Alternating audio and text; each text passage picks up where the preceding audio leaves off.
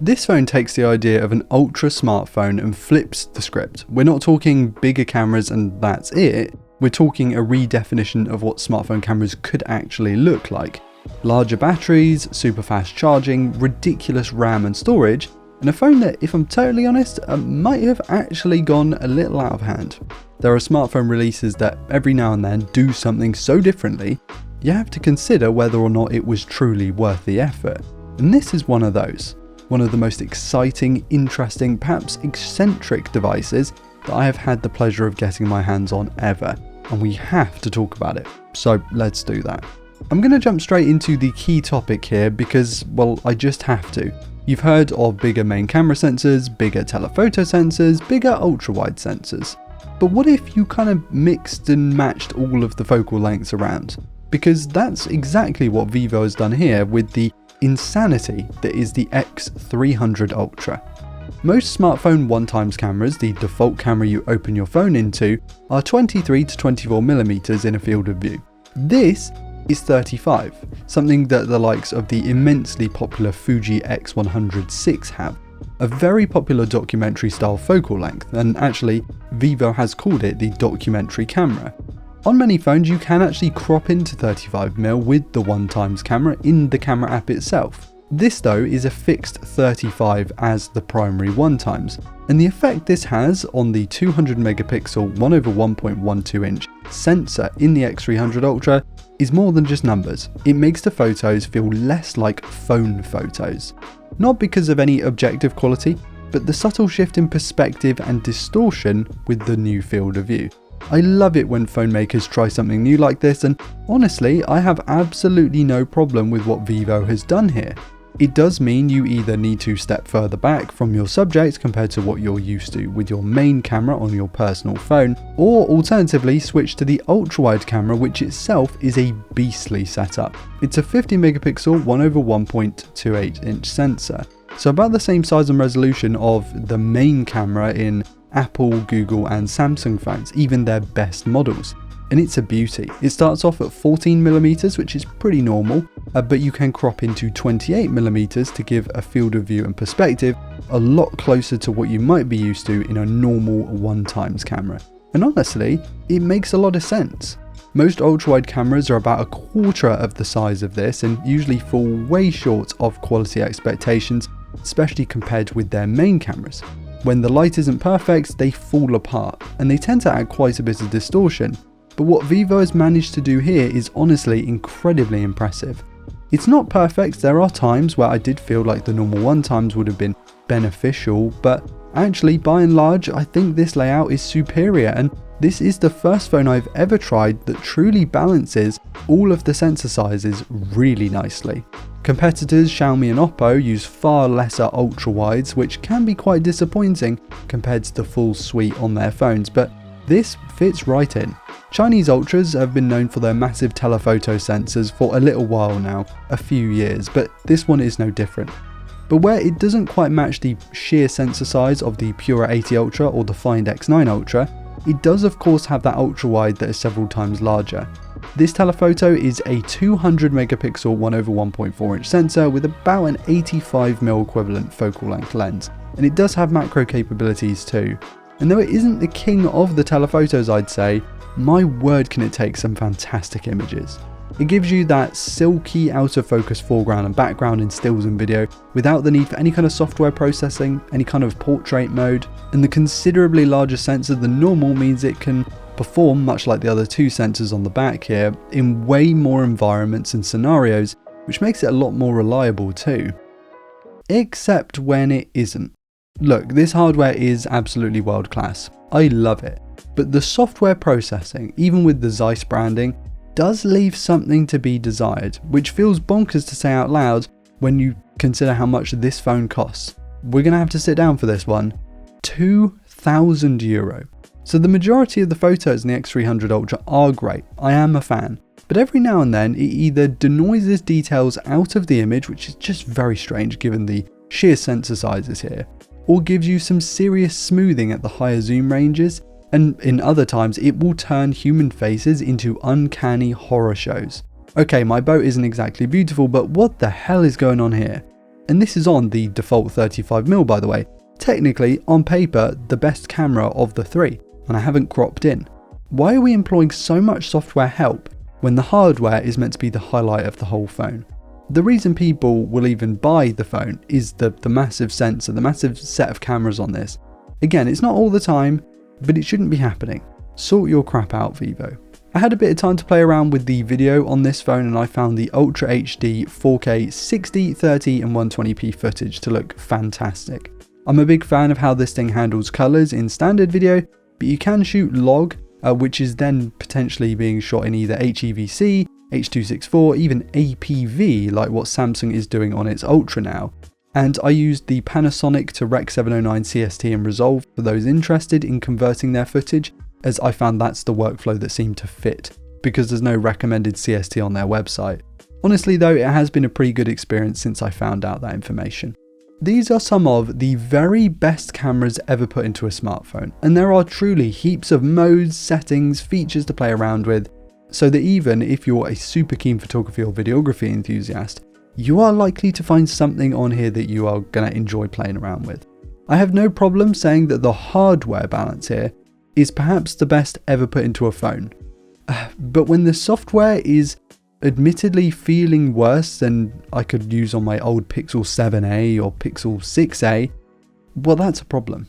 I mean, the software, the majority of the time, does a great job. Hell, I'd use this as my main phone, honestly. But for €2,000, we have to come back to that price. £2,000, it's got to be perfect, to be totally honest.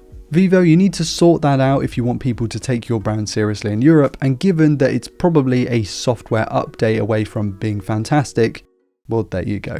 My review unit came with a 100-watt brick in the box and the cable for super fast charging, though yours likely won't. I spoke to Vivo about clarifying if the €2,000 listing included a charger in the box, and they said, no, it does not, for most regions at least, which is definitely a yikes from me. A compromise that I wouldn't want to make on a phone of this price, but I will also say that on this, the Honor, the Oppo, many phones that are coming out of China, if you buy directly from their site, they'll often include a free gift, which is the 100-watt charger. Maybe this is to get around some sort of EU law or something, I don't really know. But often you will be able to actually get the brick for free, won't come in the same box, but you will get it directly from their site. So just keep that in mind when you're looking to buy one of these things. Whether you get the 6400 mAh battery, which is the general European one, or the 6600, which is what I have here, I have to say you're going to get a fantastic battery experience. There is no shock going on here. 6600 mAh is considerably more than the sort of 5000 that you get from a Galaxy Ultra. The battery life has been superb. Easily an all-day phone for me, actually quite easily a 2-day phone for me. If you've watched my content before, you'll know I'm not the hardest user. I use the cameras quite a lot, but you know, I don't watch short form video or anything, so I am able to get 2 days out of quite a few phones, if I'm honest, including the Galaxy Ultra on occasion. But this just guarantees it a little better. And for some context, I have the screen res and the screen refresh rate cranked up to their best versions, no always on display, mostly Wi-Fi usage and no smartwatch connected. I also run with my earphones for about an hour or so every couple of days, and I also run all my phones on manual brightness. And is there really much to say about the performance? My review unit here, yeah, 6600 mAh, like I said before, but it also has the 16 gigs of RAM and the 1 terabytes of storage.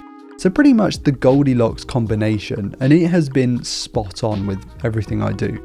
Doom scrolling, YouTube playback, playing games no matter what the title, shooting loads of photo and video, all that RAM, the storage combined with the Snapdragon 8 Elite Gen 5, there was never really going to be any kind of concern for performance, was there? And I guess neither should there have been, because let me remind you, it's cost £2,000. It's probably one of the fastest phones I've ever used, but I wouldn't know because realistically it feels exactly the same as any other phone that's used the 8 Gen 5. And aside from very, very small pockets, very, very small windows of usage, it feels very similar to a Pixel 10 Pro XL. And I know people are going to hate on that, saying, whoa, well, the Tensor is way worse.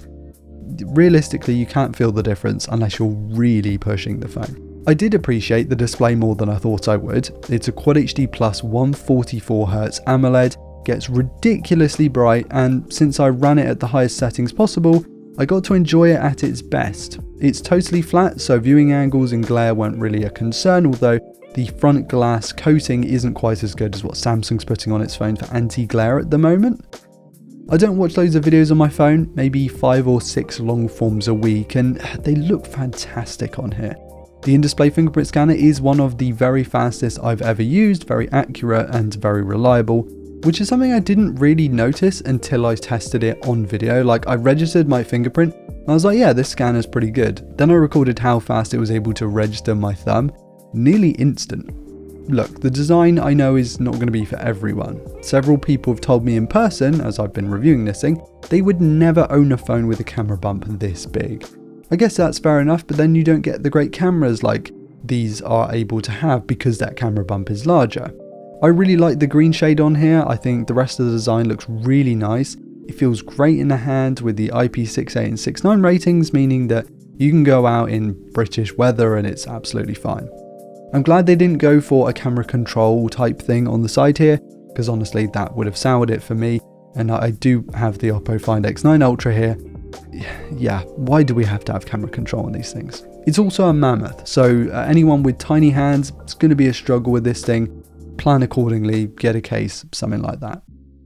Origin OS 6 on Android 16 is not my favourite flavour of Android by any stretch. I don't love the way it sort of leans into an iOS-like liquid glass aesthetic.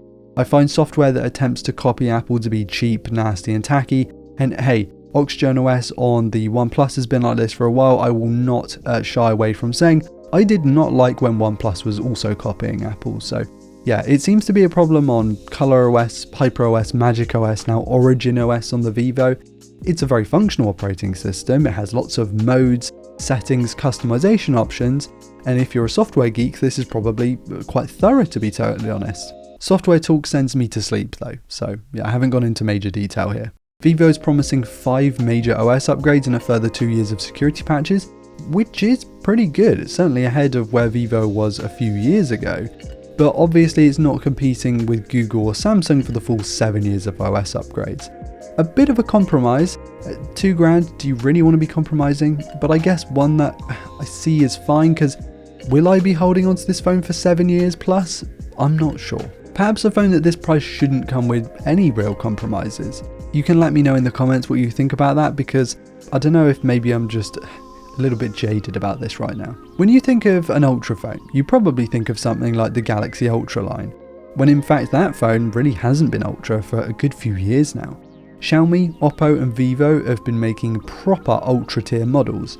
In fact, you might argue that Honor's Magic Pro line is more Ultra than the Ultra named Samsung Galaxy.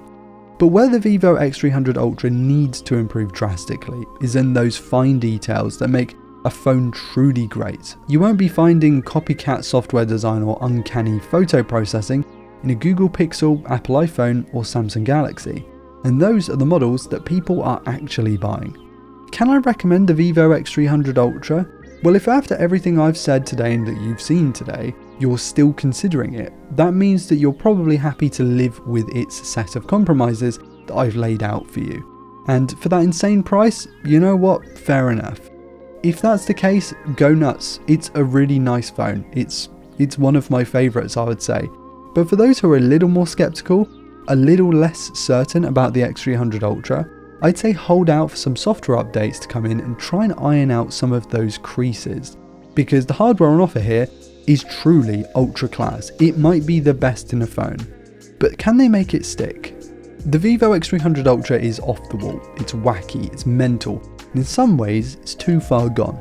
It's one of the most insane phones I've ever tried with a camera that I truly wish I could love, but for €2,000, Vivo needs to make those camera processing fixes quick if it wants any chance of stealing some of Samsung's thunder.